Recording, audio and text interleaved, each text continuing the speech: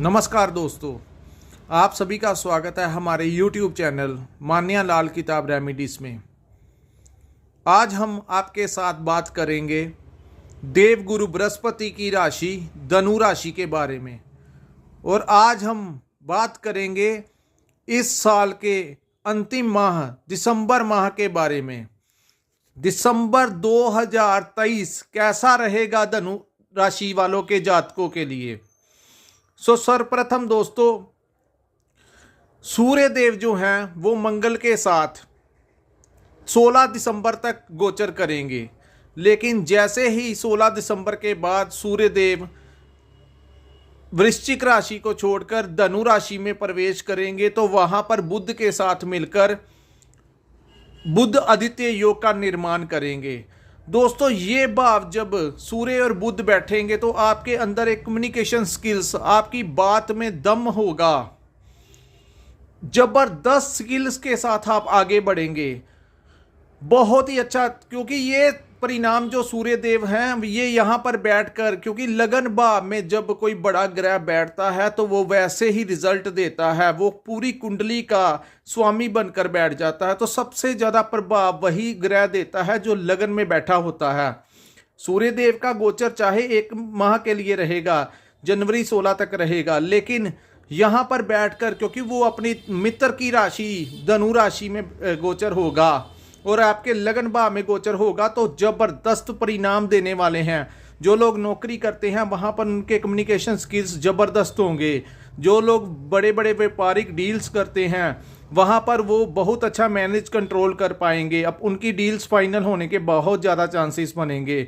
ये परिणाम आपको सूर्य बुध का आदित्य योग देगा। अब हम बात करेंगे शनि देव के बारे में। दोस्तों, शनि देव आपके पराक्रम और साहस भाव में बैठे हुए हैं और वो अपनी ही राशि कुंभ राशि में गोचर कर रहे हैं और पिछले नवंबर माह में वो मार्गी अवस्था में आ गए हैं। लेकिन शनि देव जब भी मार्गी होते हैं तो क्योंकि इनकी गति जो धीमी है तो इसलिए 1 माह लगा लेते हैं रफ्तार पकड़ने के लिए। नवंबर महीना आपका वैसे ही निकला होगा, लेकिन दिसंबर महीने में शनि देव ने आपके अंदर का पराक्रम और साहस आपके कार्यों के प्रति बढ़ा दिया होगा। जिन कामों को आप पेंडिंग अवस्था में छोड़ देते थे, अब आपके अंदर एक ऐसी एनर्जी देंगे शनिदेव कि आप कोशिश करेंगे कि जल्दी से जल्दी काम निपटा सकें और आपके लेबर्स के साथ भी बहुत ही अच्छी बनेगी। दोस्तों, यहाँ पर शनिदेव जब बैठते हैं और उच्च अवस्था में बैठते हैं तो बड़े ज़बरदस्त परिणाम देते हैं और ये गोचर आपकी राशि में लंबा जाने वाला है, क्योंकि शनि का जो गोचर होता है वो 2.5 साल के लिए होता है। राहु केतु का जो परिवर्तन होता है वो 1.5 वर्ष के लिए होता है। राहु केतु जब भी किसी राशि में परिवर्तन करते हैं तो पूरा 18 महीने के लिए वैसे ही परिणाम देते हैं जैसे वो शुरुआत में देते हैं। अब हम बात करेंगे आपके राहु के बारे में। दोस्तों, चतुर्थ भाव जो होता है वो चंद्रमा का घर होता है और जब भी राहु यहाँ पर बैठते हैं तो खासकर आपकी माँ, क्योंकि ये भाव जो होता है माता का भाव होता है, प्रॉपर्टी के लेन देन का भाव होता है, वाहन सुख का भाव होता है। तो जब भी यहाँ पर राहु गोचर करते हैं तो आपकी अपनी माता की स्वास्थ्य का ध्यान रखिए और टाइम से उनका डॉक्टरी जांच करवाते रहें, क्योंकि यहाँ पर राहु उनको कोई मेजर प्रॉब्लम भी क्रिएट कर सकता है। हालांकि वो जिस भाव में बैठा है, मीन राशि में वो गोचर है, तो वहाँ पर उसके ऊपर 2 तरीके के असर रहेंगे। एक देवगुरु बृहस्पति का भी वो भाव है और राहु वहाँ पे कारक ग्रह भी है। सो डबल एक गुरु का भी रहेगा। देखना होता है कि कुंडली में गुरु की स्थिति कैसी है। तो गुरु की स्थिति अच्छी है सो राहु जो है वो आपको ज़्यादातर अच्छे ही रिजल्ट देगा। लेकिन अगर आपकी जन्म कुंडली में इसकी प्लेसमेंट अच्छी नहीं है तो हो सकता है आपके साथ कुछ ऐसा करे।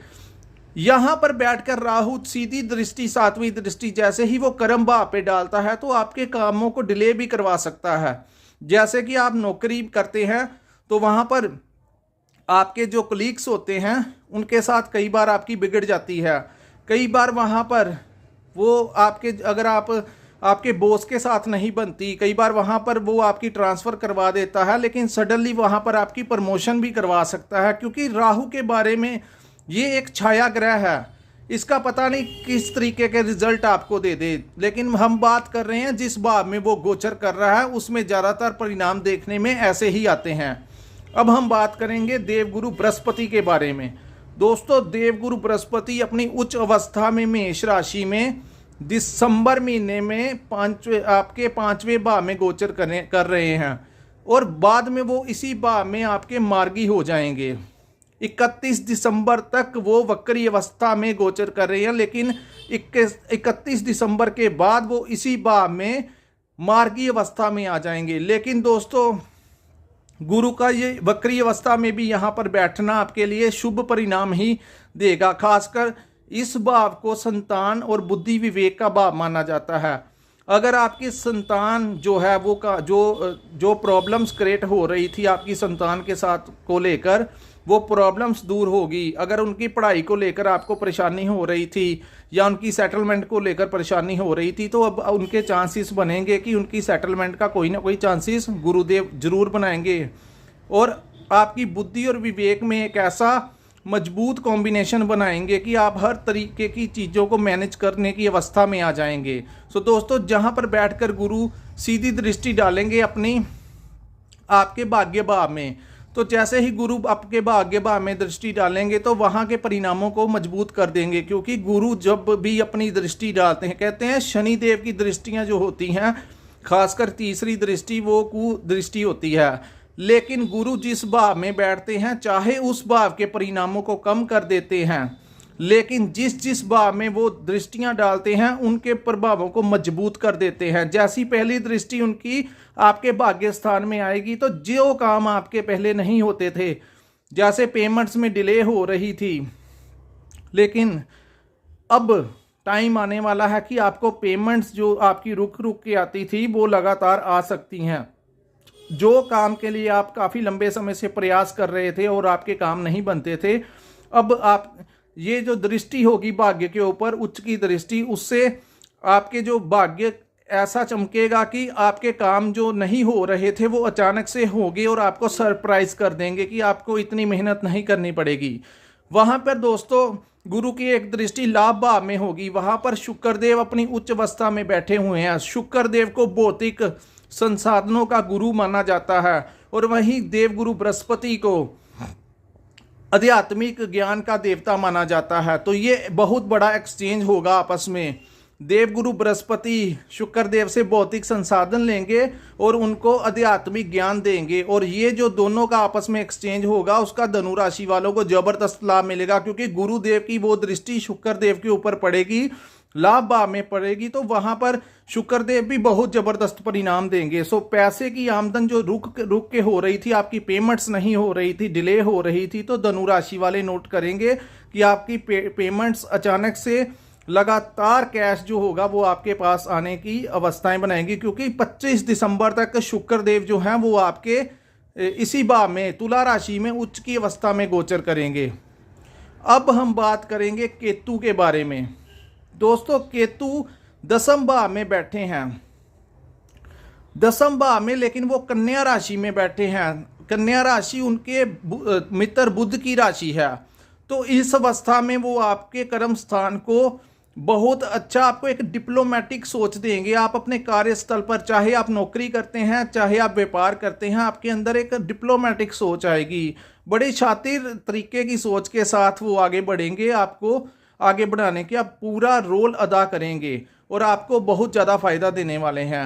अब हम बात करेंगे शुक्रदेव के गोचर की। दोस्तों, 1 दिसंबर को शुक्रदेव अपनी नीच राशि कन्या से निकलकर अपनी उच्च राशि तुला में गोचर कर गए हैं। तुला राशि में शुक्र का गोचर बहुत ही अच्छा परिणाम देता है, खास करके धनु राशि वालों के लिए। देखिए, आपकी कुंडली के हिसाब से 11वें भाव में गोचर शुक्र का, वो उसके मित्र का भी घर है और वो अपने ही भाव तुला राशि में बैठे हैं। तो यहाँ पर वो आपको एक ज़बरदस्त परिणाम देंगे। अगर आप बाहर घूमने फिरना जाना चाहते हैं, अगर आप कोई वाहन लेना चाहते हैं, अगर आपकी पिछले कुछ टाइम से अपने लव लाइफ आपकी अच्छी नहीं चल रही थी, तो इस महीने आप देखेंगे आप अपने पार्टनर के साथ कहीं बाहर घूमने भी जा सकते हैं। आपकी लव, अगर आप आपका विवाह नहीं हुआ तो आपकी लव लाइफ जो है वो भी आपकी बहुत ही अच्छी रहने वाली है। आपको एक कोई सरप्राइज़ मिल सकता है, कोई गिफ्ट मिल सकता है, आप किसी डेट पे जा सकते हैं। तो ऐसे शुक्रदेव क्योंकि लग्जरी आइटम्स के साथ रिलेटेड हैं, तो जो लोग शुक्र के साथ रिलेटेड व्यापार करते हैं उनको भी बहुत ज़बरदस्त ये 25 दिसंबर तक लाभ रहने वाला है। क्योंकि हम इस महीने के गोचर की बात कर रहे हैं, तो अभी हम इसी महीने के बारे में आपको भविष्यवाणी देंगे, आपके राशिफल के बारे में बताएंगे। अगली वीडियो जब हम धनु राशि में बनाएंगे तो वो यहाँ तो उसमें हम वर्षफल का जिक्र करेंगे या जनवरी महीने का जिक्र करेंगे। तो इसीलिए हमने 25 दिसंबर तक का बताया कि शुक्र आपकी लाइफ को ज़बरदस्त करने वाले हैं। वही हम बात करेंगे मंगल की। दोस्तों, मंगल का 12वें भाव में गोचर अच्छा नहीं माना जाता, लेकिन मंगल देव अपनी ही राशि वृश्चिक राशि में बैठे हैं, तो इसको ये मान के चलिए कि 50-50 का रहेगा रोल। 50% वो अचानक से कुछ नुकसान दे सकते हैं, क्योंकि ये ट्रैवलिंग का भी भाव है। तो थोड़ा सोच समझ कर आप ड्राइव जब करें तो थोड़ा केयरफुली करें। ये विदेश में जो रहते हैं वो लोग थोड़ा सा संभल कर चलें, क्योंकि मंगल का इस भाव में गोचर। लेकिन अगर आपकी जन्म कुंडली में मंगल अच्छी अवस्था में है, लेकिन मंगल का वृश्चिक राशि में गोचर होने की वजह से आपको वो नुकसान मंगल नहीं दे पाएंगे। अगर वो यहीं पर 12वें भाव में किसी शत्रु राशि में बैठे होते तो आपको, या नीच अवस्था में होते तो आपको नेगेटिव परिणाम दे सकते थे। लेकिन अपने घर को कोई नहीं तोड़ता, इसलिए मंगल का इस भाव में गोचर आपके लिए कोई हानिकारक नहीं होगा। ये थी दोस्तों आपके साथ धनु राशि वालों के साथ दिसंबर 2023 जो कि इस वर्ष का अंतिम माह है उसकी प्रेडिक्शन। तो दोस्तों, अगर आपको ये हमारी वीडियो अच्छी लगी हो, तो अगर आपने अपनी कुंडली का एनालिसिस करवाना हो, डिटेल में जानना हो, उपाय ले रहे हो, तो हम नीचे डिस्क्रिप्शन में अपना नंबर देंगे। आप हमारे नंबर के साथ संपर्क करके हमसे उचित जानकारी ले सकते हैं। अपने ग्रहों के हिसाब से आप उपाय कर सकते हैं। तो दोस्तों, हर एक की अपनी अपनी कुंडली होती है, तो कई चीज़ें देखने को मिलती हैं। चंद्रमा की अवस्था देखने को मिलती है कुंडली में कैसे है, क्योंकि चंद्रमा का अहम रोल होता है। हमारे शरीर का 70% जो भाव है वो चंद्रमा के पानी है, जल है, और जल का संबंध चंद्रमा के साथ है। सबसे ज़्यादा जो हमारे शरीर को प्रभावित करता है, हमारी ज़िंदगी को जो प्रभावित ग्रह करता है वो चंद्रमा होता है। तो जिन लोगों का तो चंद्रमा मजबूत होता है उनकी लाइफ बड़ी अच्छी जाती है, लेकिन जिन लोगों का चंद्रमा दूषित हो जाता है, लेकिन प्रॉब्लम में या किसी नीच भाव में आ जाता है, जैसे छठे, अष्टम या 12वें भाव में, तो ऐसे लोगों की ज़िंदगी में बहुत सारी परेशानियां खड़ी हो जाती हैं। दोस्तों, आपको अगर हमारी ये वीडियो अच्छी लगी हो तो हमारे चैनल को लाइक और सब्सक्राइब करना मत भूलिए। यहीं पर हम अपनी वीडियो को विराम लगाते हैं। मिलते हैं हम अपनी अगली वीडियो में। नमस्कार दोस्तों, जय माता दी।